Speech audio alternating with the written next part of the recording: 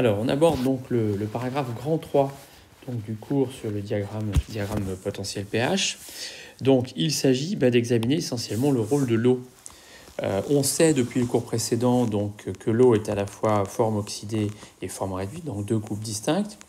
Mais donc ça veut dire que s'il y a un réactif présent dans une solution aqueuse, c'est avant tout l'eau. Et de manière un petit peu paradoxale, jusqu'à présent, on n'en a pas parlé, c'est-à-dire qu'on avait des espèces qui réagissaient entre elles, mais finalement, on n'avait pas parlé du rôle de l'eau.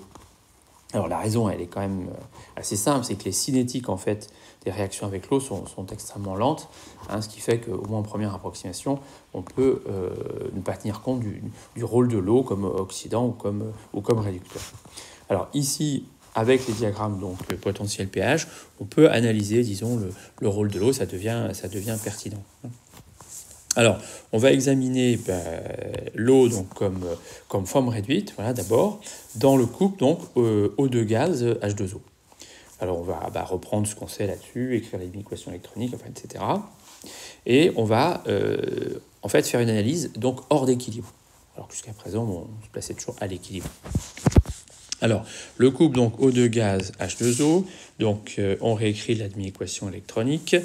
Donc, en mettant un demi ici, on a équilibré les oxygènes. Donc, pour les hydrogènes, ça fait 2H+, et pour les charges, ça fait 2-. Donc, je rajoute 2H2O de part et d'autre. Donc, voilà, pour que ça soit une forme correcte. Voilà ce que ça nous donne ici. Voilà, et on va donc écrire le potentiel redox du couple, donc O2 gaz H2O. Alors, c'est pas le E qu'on a écrit jusqu'à présent, c'est le E de ce couple. D'accord? Donc je mets bien E de O2 gaz H2O. Donc c'est le E0 de ce couple, plus 0,06 divisé par 2, log 2. Alors, voilà. Donc ici, côté donc oxydant, là, on considère que c'est O2 gaz. Alors bien qu'il y ait aussi de l'eau de dissous, mais bon, on raisonne donc avec le O2 gaz. Donc ici, on a l'activité donc de ce gaz, donc c'est pression partielle de O2 divisé par P0, donc qui est 1 bar, la pression standard, puissance 1,5, multiplié par la concentration en ion H3+, au carré, voilà, et divisé par 1, qui est l'activité du solvant H2O. Voilà, alors, comment est-ce qu'on simplifie un petit peu ça? Si l'eau réduit un oxydant dissous dans la solution, on va dire qu'il y aura dégagement de dioxygène, mettons sous forme de bulles. Bon. Et à ce moment-là, ces bulles elles seront forcément à la pression de la solution aqueuse, donc à la pression atmosphérique, qui est voisine de P0 égale 1 bar, qu'on appelle la pression standard, qu'on a déjà écrite. Donc, le potentiel redox du couple, finalement, il va se simplifier de la manière suivante. Potentiel du couple, donc O2 H2O, c'est donc le E0, et puis le P de O2 sur P0, ça fait plus que 1. Donc il me reste 0,03 log de H3O plus au carré. Et voilà, donc on sort le 2. Le log du H3O plus, ça fait moins pH. Voilà, et on a cette expression ici, c'est le 1,23. Donc le E0 ici, c'est 1,23. Voilà, 1,23 volts. Et ça fait donc voilà, ce 1,23 moins 0,06 pH. Donc ça, c'est le potentiel redox de l'eau. D'accord ? Alors, on en déduit que si l'eau réductrice est en équilibre chimique avec les espèces présentes en solution, ce qu'on a dit, c'est que s'il y a équilibre chimique, les potentiels redox de tous les couples sont égaux. Alors, ça voudrait dire que les potentiels redox de tous les couples présents dans la solution sont égaux à celui de l'eau, qui est donné par l'expression ci-dessus. D'accord ? Donc, ce n'est pas la peine d'avoir fait un diagramme potentiel pH sur une surface, puisque finalement, à la fin, les E devraient tous se situer sur cette ligne. D'accord ? Alors, c'est ce que je vous disais, les réactions redox entre l'eau et les espèces dissoutes sont en général très lentes, de sorte qu'on a toujours une situation de déséquilibre chimique. D'accord ? Voilà. Donc, le E de l'eau d'une part, et le E des espèces redox présentes. Alors, en général, les espèces redox sont assez rapidement à l'équilibre. Donc on a un E, c'est le E qu'on a appelé de la solution. Mais assez paradoxalement, le E de la solution, c'est le E de tous les couples redox présents dans la solution, sauf celui de l'eau. Voilà. Donc, si je veux savoir ce qui se passe, si je veux savoir dans quel sens une réaction redox entre l'eau et une espèce présente, dans quel sens elle se déroule, je vais devoir utiliser ce qu'on appelle le quotient de réaction, pour prévoir donc l'action réductrice de l'eau sur un oxydant présent en solution. Alors, on va le faire justement. On va considérer un couple redox dont la forme oxydée est présente dans la solution. Bon, pour faire simple, je vais prendre Fe3 du couple Fe3, Fe2. Alors, j'écris le potentiel redox de ce couple. On a écrit à de nombreuses reprises. Égale E0, donc du coup, plus 0,06 log de Fe3 sur Fe2. Et ça, c'est le E qu'on a écrit jusqu'à présent, c'est le potentiel redox donc de la solution. Je suppose que s'il y a tout un tas d'autres espèces redox, elles sont en équilibre avec le couple Fe3, Fe2. Donc le E de tous ces couples, c'est celui-là. Voilà. Alors ensuite, on va écrire la réaction donc, de H2O avec Fe3. Donc j'écris la demi-équation électronique de Fe3 en la multipliant par 2. Et puis je reprends donc la demi-équation électronique de l'eau, je la retourne. Donc je mets la forme réduite de ce côté-là. Voilà, et les formes, ce qui est côté forme oxydée, c'est ici. Voilà, on additionne. Voilà, j'ai mis 2, d'accord. Donc ça me fait 2 Fe3+, plus 3H2O, d'accord, donne 2 Fe2+, plus 1,5 de O2, plus 2H3+, 2 Fe2+, voilà. D'accord. Et on va alors à ce moment-là établir le quotient de réaction, d'accord. Alors, je ne vais pas utiliser de notation particulière, mais les concentrations qu'on va mettre là, c'est des concentrations, alors, hors d'équilibre, d'accord. C'est des concentrations qu'on va constater à un instant T, et on sait que par rapport à l'eau, c'est des concentrations hors d'équilibre. Alors, qu'est-ce que j'ai côté donc produit, j'ai du Fe2+, de l'O2 et de l'H3+. Voilà. Donc, on met tout ça à la puissance qui convient. Et du côté donc réactif, j'ai Fe3+ au carré. Voilà. Ça, c'est le quotient de réaction. D'accord. Où les concentrations sont prises hors d'équilibre entre l'eau et Fe3+, Fe2+. Sachant que les autres espèces redox présentes, normalement, sont en équilibre entre elles. Alors, je fais une petite pause ici. Dans le cours précédent sur le redox, on avait examiné dans quel sens, quand on écrivait une réaction redox, dans quel sens elle se déroulait. Et on avait vu qu'il y avait deux cas. Il y avait le cas où les espèces redox, il y avait un couple dans une demi-pile, l'autre couple dans l'autre demi-pile. Et on avait fait un raisonnement en calculant donc le petit e, la FEM de la pile, en fonction des e de chaque demi-pile, d'accord, relatif à chaque couple redox. On sait dans ce cas-là dans quel sens vont les électrons, donc on sait où a lieu l'oxydation, où a lieu la réduction. Et donc en général, quand on écrit le bilan, on l'écrit dans le bon sens, d'accord. Donc les espèces consommées sont à gauche avec les réactifs, et les espèces produites sont à droite, mais ça veut dire que si on changeait les concentrations, par exemple, on pourrait très bien faire évoluer la pile dans l'autre sens, puisque les E dépendent des concentrations, les grands E, donc le petit e aussi. Et ensuite, dans un deuxième cas, on avait dit, tous ces espèces, au lieu de les mettre séparément, coupe dans une demi-pile et autre coupe dans une demi-pile, je mets tout ensemble dans un même réacteur, d'accord. Donc j'écris l'équilibre redox, d'accord, et ensuite j'utilise la théorie que je connais, c'est la théorie du quotient de réaction, pour savoir dans quel sens se déroule cette réaction redox. Et ce qu'on avait dit, c'est que d'un point de vue physique, ça ne fait pas de différence de faire en fait une pile ou de mettre toutes les espèces dans le même réacteur. D'accord ? Donc, je vous avais suggéré que les deux méthodes, si vous mettez les mêmes concentrations dans une pile que vous fabriquez, ou si vous mettez toutes les espèces dans un même réacteur, vous mettez les mêmes concentrations, j'avais suggéré que les deux méthodes utilisées devaient conduire au même résultat. D'accord ? Je n'avais pas pris la peine de vous le démontrer. Alors, ma foi, là, on va un peu le faire, d'accord ? C'est ce qu'on va faire ici, parce que, voilà, on a, ça revient un petit peu au même, on a deux couples redox qui sont en déséquilibre, donc c'est un petit peu comme dans une pile qui est en cours de fonctionnement, c'est même plus qu'un petit peu comme, c'est tout à fait comme. Donc c'est un petit peu ici comme si j'avais l'eau dans une demi-pile, le O2H2O, et le couple dans une autre demi-pile. Voilà. Alors, donc on va en fait exprimer le quotient de réaction en fonction des potentiels redox de chacune des espèces présentes dans la solution. C'est comme si c'était le potentiel de demi-pile. Et on va bien voir que les conclusions qu'on avait tirées sur la pile, on va bien avoir les mêmes conclusions ici. Alors, le quotient de réaction, donc on l'a écrit comme il faut. Alors, comment on va s'en sortir ? Eh bien, ce qui est ici, là, ça c'est l'argument du log. c'est l'argument du log qui est là. Alors, je n'ai pas remis la pression, hein. Je fais vraiment le truc... je n'ai pas mis la pression à un bar, comme ça, voilà, ça, tout va bien. Donc ça, c'est ici, d'accord? Donc, cette expression-là, voilà, donc elle est ici. Alors, de tête, on voit que, eh bien, je vais faire le E moins le E ici, moins le E0, d'accord, divisé par 0,03. Et je vais prendre 10 puissance ça pour trouver l'argument du log. Voilà, c'est ce que je vous mets ici. Hein.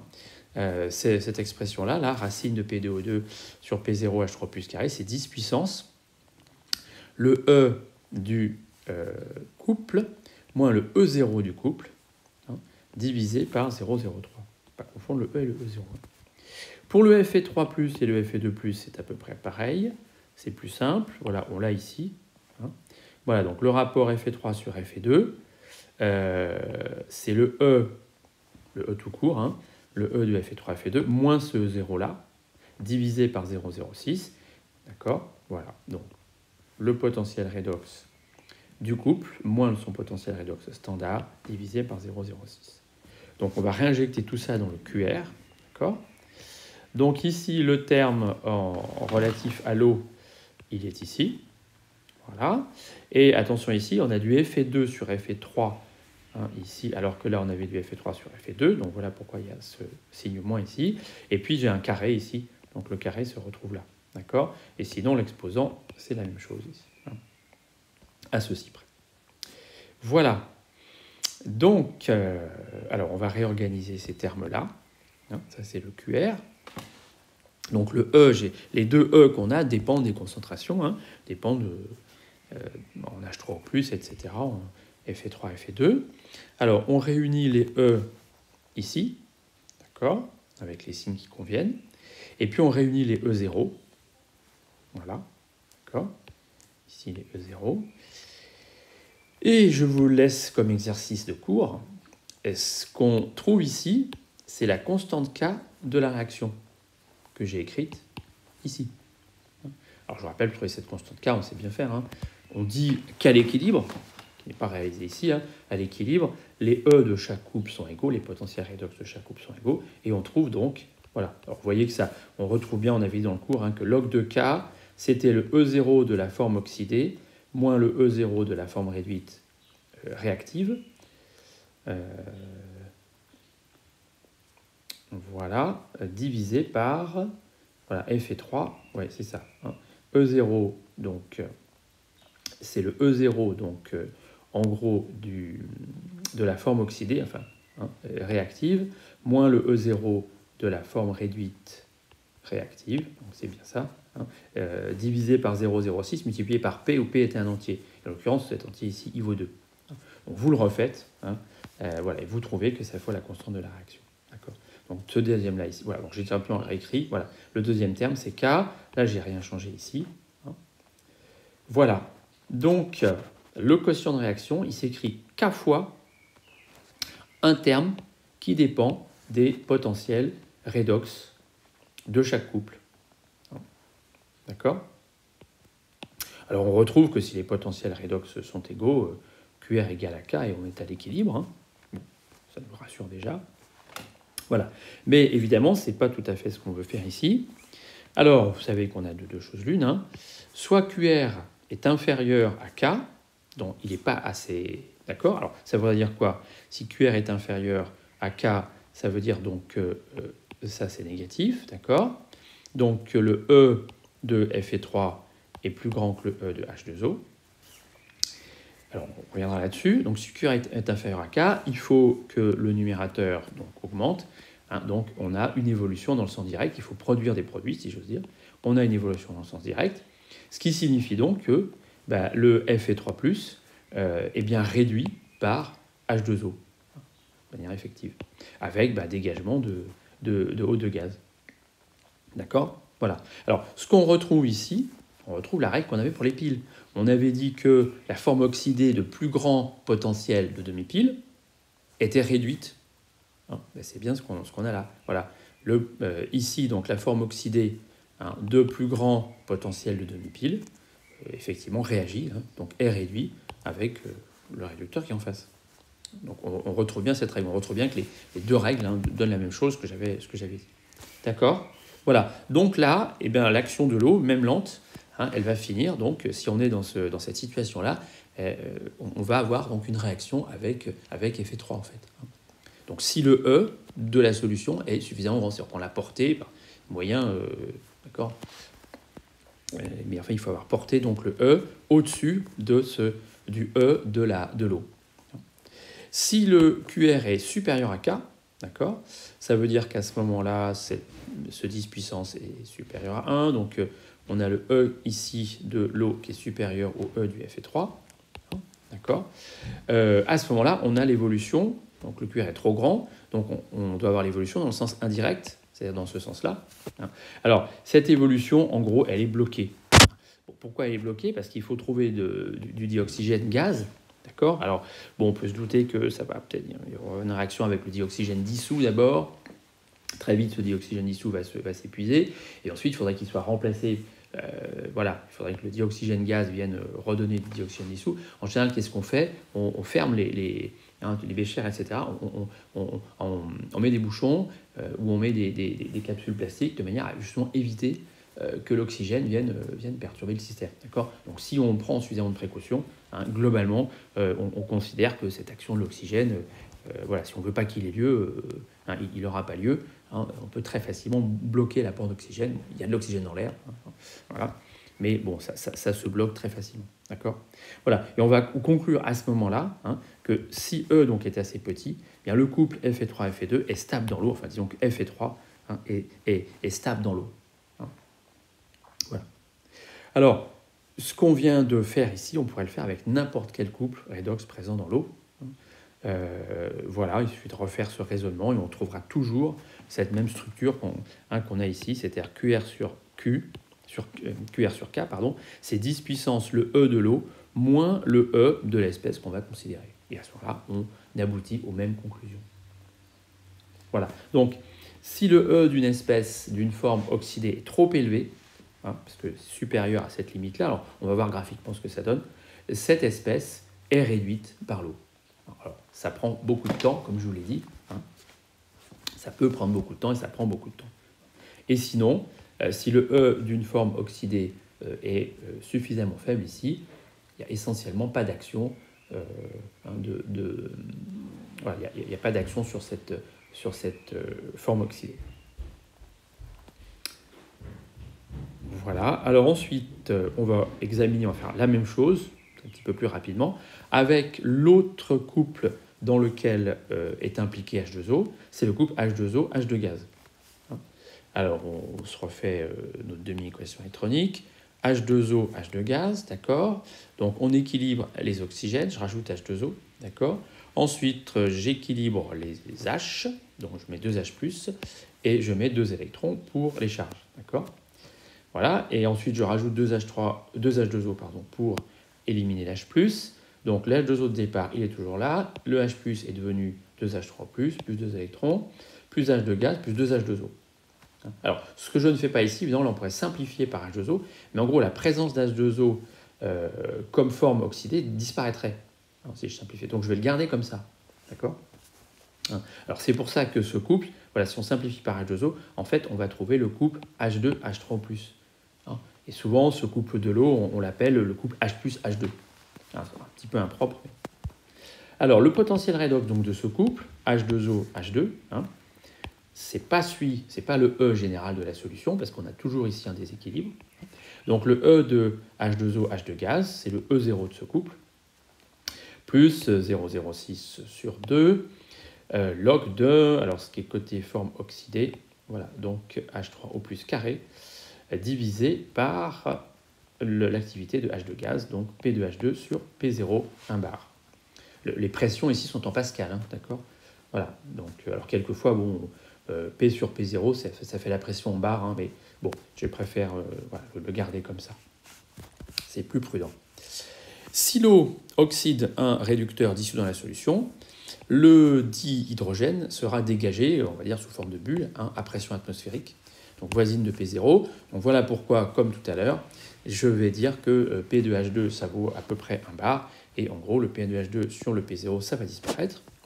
Donc il me reste que le E donc, du couple H2, le potentiel redox du couple H2O, H2 gaz, c'est le E0 de ce couple, plus 0,06, voilà, le 2 de H3 plus carré, il descend, ça fait 0,06 log de H3 plus. Alors le E0 de ce couple vaut 0, hein, parce qu'en fait, c'est le même couple que le couple H plus H2 qui sert à définir l'électrode standard à hydrogène. Hein, c'est pour ça que voilà, le 0 de ce couple vaut 0, parce que c'est celui avec lequel on fabrique l'électrode de référence. Voilà, donc ça vaut 0 et moins, voilà, on fait le calcul, moins 0,06 pH. Voilà. Donc on a un petit peu l'autre version du 1,23. Il y a le 1,23 moins 0,06 pH et il y a le moins 0,06 pH. Alors, c'est un petit peu le même discours. Hein. Si l'eau, donc ici l'eau c'est une forme oxydée, hein, donc si l'eau oxydante est à l'équilibre chimique redox avec les espèces présentes en solution, bah, il faudrait que tous les couples présents en solution aient un potentiel redox qui vaille moins 0,06 pH. D'accord ? Voilà.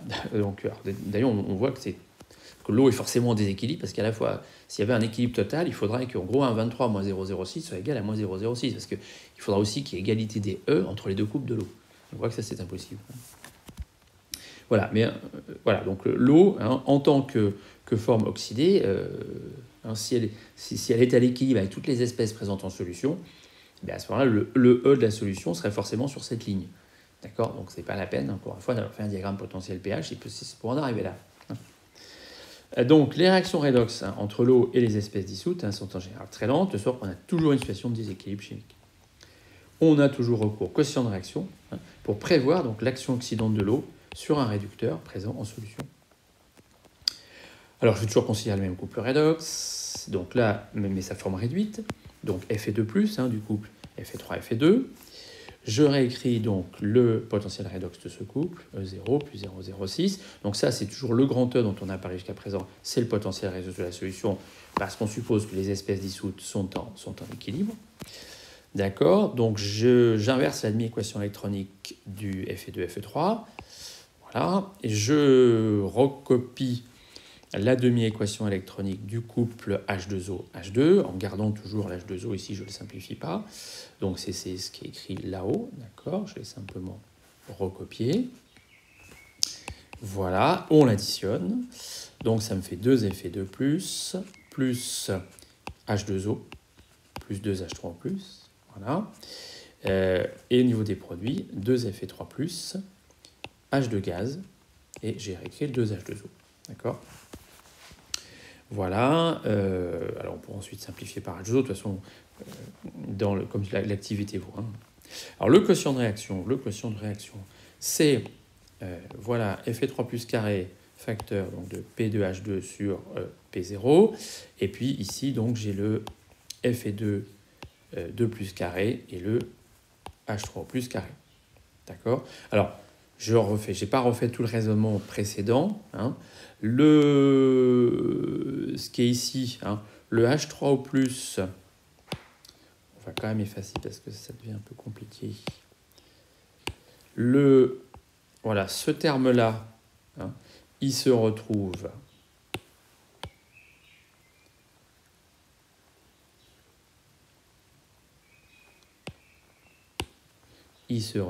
ici, d'accord, alors sous la forme inversée, voilà, d'accord, donc c'est pour ça que j'ai mis 10 moins E de H2O2 moins E0, divisé par 0,03, d'accord, et ce terme-là, il se retrouve ici, hein, donc c'est 10 puissance E de ça, moins E0 de ça, divisé, comme c'est au carré, par 0,06 sur 2. Voilà. Comme tout à l'heure, je ne vous ai pas refait le calcul, ça fait 10 puissance la différence des E, des potentiels redox, hein, donc de Fe3 plus Fe2 moins E de H2O, H2 gaz, et le reste, hein, on va avoir un 10 puissance E0 de H2O, H2 moins E0 de Fe3, Fe2 divisé par 0,03, ben ça c'est aussi la constante K de l'équilibre, hein, qui est ici, donc à faire, hein, pour vérifier. Voilà. Donc, si QR est inférieur à K, c'est que ce terme-là donc est inférieur à 1, donc la puissance est inférieure à 0. Donc si la puissance est inférieure à 0, ça ne marche plus. Alors, si la puissance est inférieure à 0, voilà, ça veut dire que le E de H2 ZO H2 gaz est supérieur au E de Fe3 Fe2 qui est le E général, d'accord. On retrouve encore ici que la forme oxydée de plus grand E, hein, c'est elle qui réagit, c'est elle qui est réduite. Hein. D'accord, donc ça veut dire qu'à ce moment-là, j'ai l'évolution dans le sens direct. Donc l'évolution dans le sens direct, eh bien c'est que H2O, c'est ici, pardon, l'évolution dans le sens direct, pardon, voilà, c'est que H2O donc oxyde Fe2+, avec dégagement d'hydrogène. Voilà, donc on retrouve la règle qu'on a sur les piles. Hein. La forme oxydée de plus grand E est réduite. D'accord. Si QR est supérieur à K, donc si QR est supérieur à K, c'est que le E du fer est plus élevé que le E de l'eau. On a évolution dans le sens indirect. Hein. Alors là, c'est carrément bloqué, puisque du dihydrogène, il n'y en a pas trop quand même hein, dans l'atmosphère, et en général sous forme dissoute non plus hein, dans les d'accord, donc ce dihydrogène qui est là, en fait, il est quelque part pas présent. D'accord, donc on ne peut pas voilà, aller dans l'autre sens, ça paraît difficilement possible. Hein. D'accord, voilà. Donc alors j'ai mis, voilà, donc on va dire que Fe2 hein, est bien stable dans l'eau. D'accord. Voilà, et comme tout à l'heure, bah, cette conclusion hein, va être généralisable à n'importe quel couple redox dans l'eau. Hein. Ça veut dire que si le E d'une forme réduite est inférieur au E de H2OH2, à ce moment-là, cette forme réduite sera oxydée par l'eau. Hein. Donc ce sont les formes réduites de faible E qui vont être oxydées par l'eau. Et sinon, si cette forme réduite a un potentiel redox suffisamment grand, à ce moment-là, il n'y aura pas d'oxydation de cette forme réduite par l'eau. Voilà, alors dans un deuxième vidéo, on va voir comment ça s'exploite hein,